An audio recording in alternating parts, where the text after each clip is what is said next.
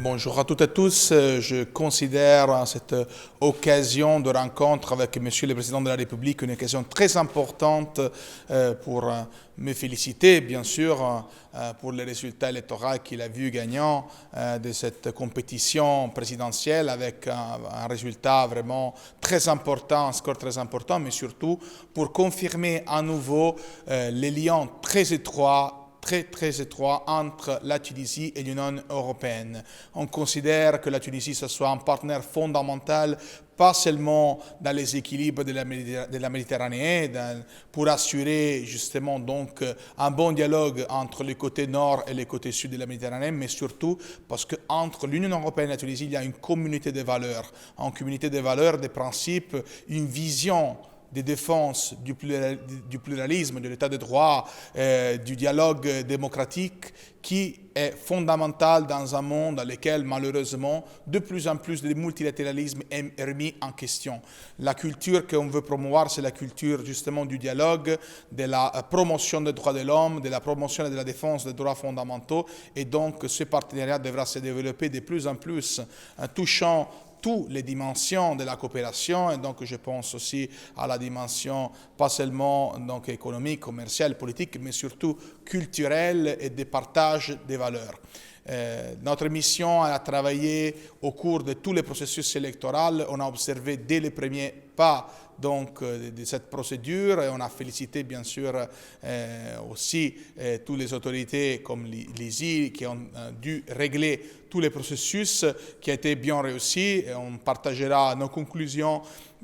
qui ont été écrites dans le rapport final, je dis, avec une conférence de presse officielle, mais je peux dire aussi que comme dans toutes les traditions de notre mission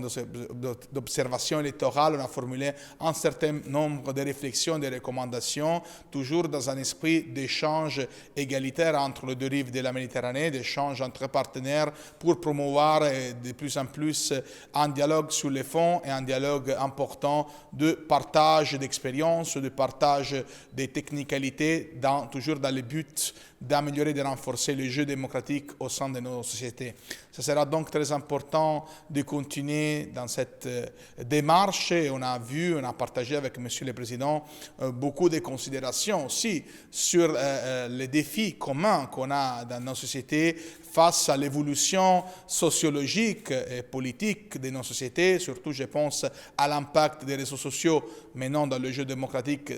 pas seulement des élections, mais dans l'interaction entre les élus et bien sûr les électeurs. Je pense aussi à nouveau donc à de nouvelles formes de participation qui se développent et posent de plus en plus des opportunités d'un côté, mais des nécessités d'encadrement juridique de l'autre côté. Ces phénomènes peuvent trouver une solution vraiment s'il y a un dialogue très fort, une volonté commune de bâtir les solutions ensemble. Et c'est exactement dans cet esprit qu'on a vu cet échange. On continuera à assurer en tant qu'Union européenne une présence très forte et stable avec un partenaire fondamental et stratégique comme la Tunisie. On compte beaucoup, bien sûr, sur l'engagement